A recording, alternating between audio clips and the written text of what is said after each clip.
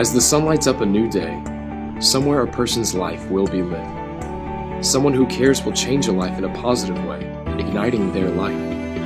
Their story will be joined with the millions of untold stories that take place every day, and the light will continue to glow. But today, we are telling one of those stories.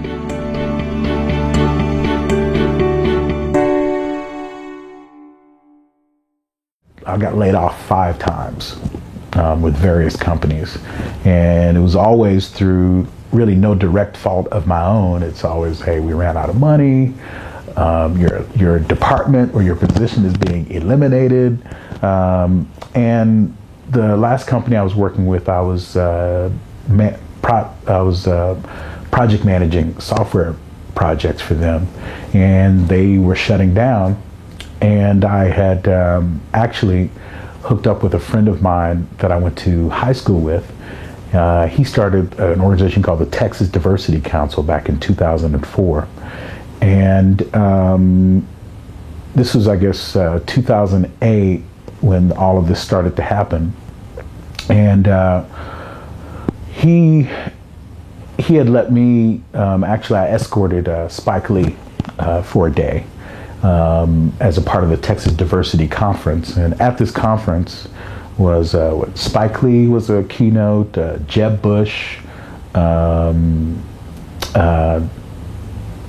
former press secretary was a guest speaker, and a lot of heavy hitters. And the idea that, hey, here's this guy that I went to high school with who just started this organization out of the blue, and people thought he was crazy.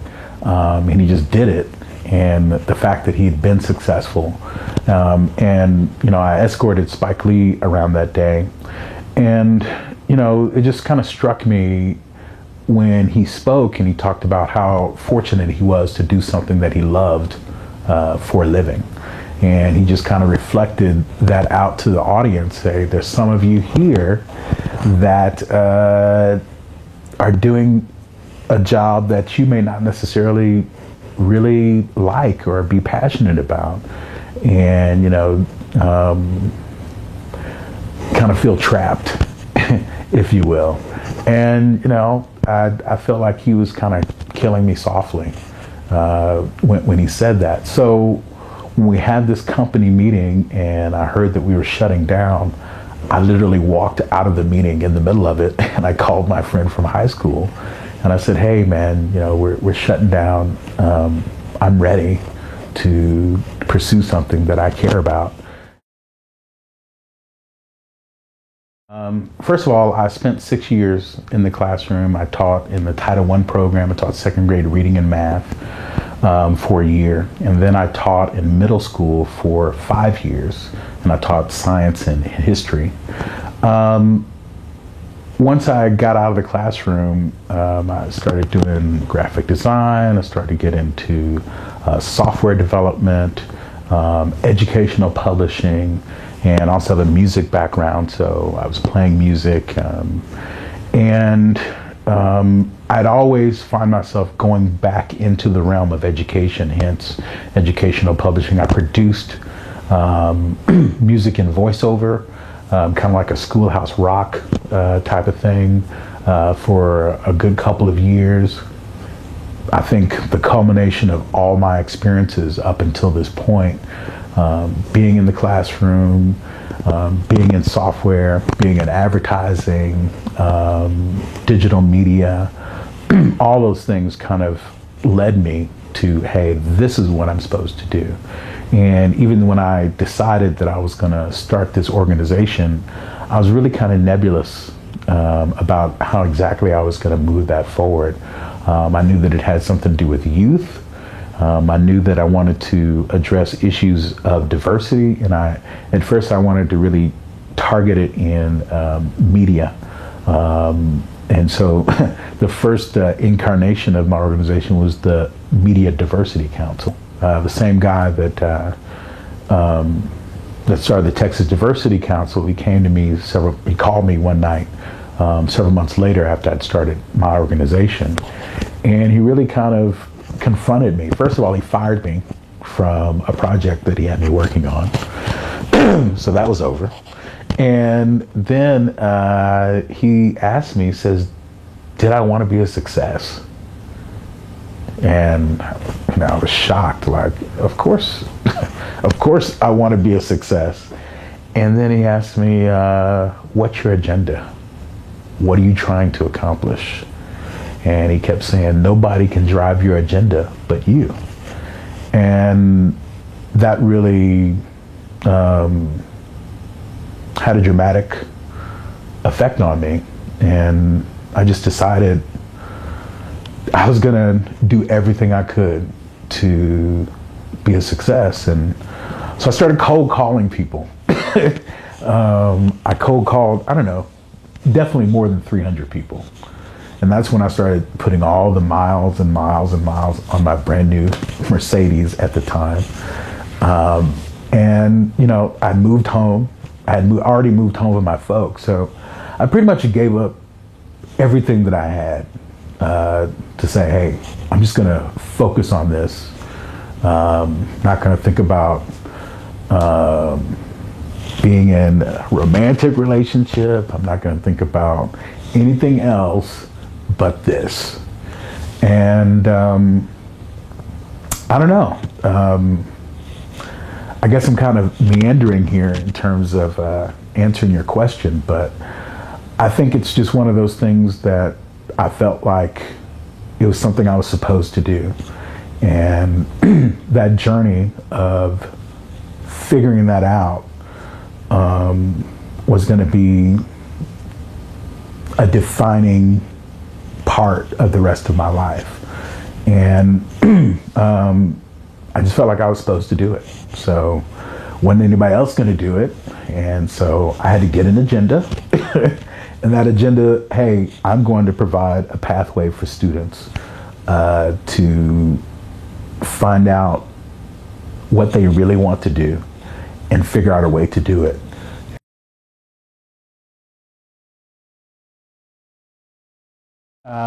E4Youth takes students through the sequence of engagement, education, employment, and entrepreneurship. I personally can only work directly with so many students. And what I now have been able to do is come up with what I call organic infrastructures. That's teams of paid college mentors, professional volunteers, and peer mentors. And we essentially assign this team of 5 people at a site. And they do what I was doing. And what I do is I work directly with the teachers to help train the teachers on how to use the technology and try and help the teachers really become facilitators of knowledge. The basic premise that I operate on is that great teachers teach students and not subjects. And by bringing in a team of people that are there to really help that teacher understand what their vision is, what they want to do, the teacher wants to do, and then we coalesce around them and support them. And by providing these guest speakers, field trips, and these hands-on projects that they do, that's how we really help the teacher. Essentially, what we do is we bring industry leaders into the classroom, into different parts of the city, and they start to communicate directly with students about what it is to be in those careers. We get the students actually into the work environment, and the students actually join a team, and they work collaboratively, side by side with professionals and paid college mentors to develop a real product or service, and they use that to build a portfolio. And now what we're doing, we started off focused on media and communications because E4 is really an outgrowth of the Media Communications Council. But what we found is the process that we use, which is media driven, can be used for any student no matter what their interest is.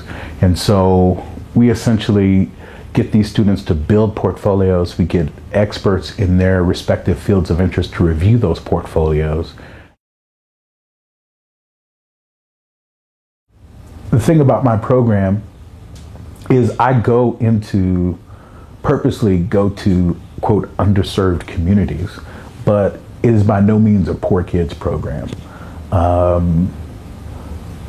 What affluent parent wouldn't want their student to explore these careers, be able to work directly with professionals, develop a portfolio, and find what they're passionate about and develop a pathway forward.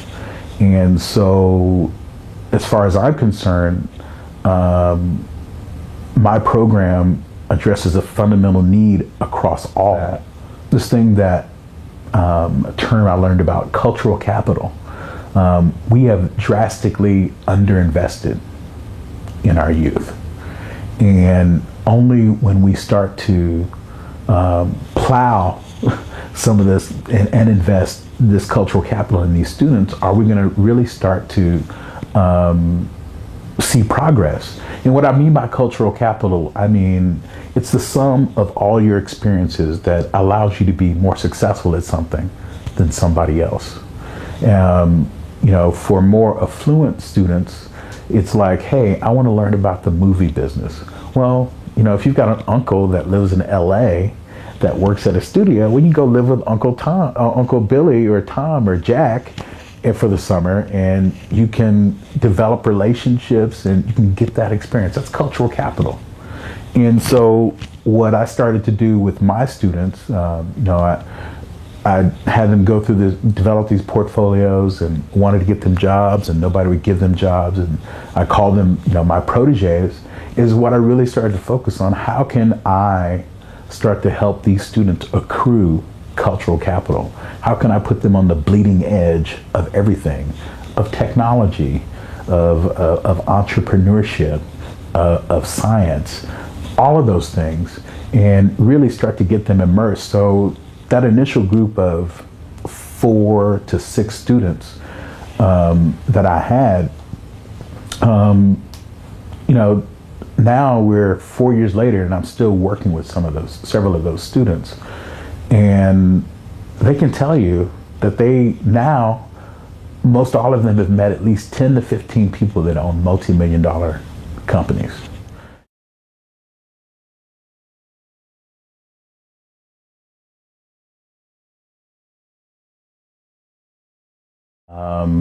We started off in 2008. I worked with a guy named Humberto Perez and some other teachers at Connolly High School. They're in Pflugerville ISD, which is in North Austin. And we started off initially with like 30 to 40 students, and that quickly grew to over 300 students. Probably by the spring of 2012, we'll be, at least indirectly, we'll be affecting probably 1,500 to 2,000 students this upcoming year. And then we have, of course, another smaller core of students that we work directly with and more intensely. Our goal is to employ 20 to 60 students this summer. As far as students that build portfolios and actually submit them in our portfolio contest, and those get reviewed by experts in their respective fields. We're probably looking at 150 to 200 students that actually will go through that portfolio building process.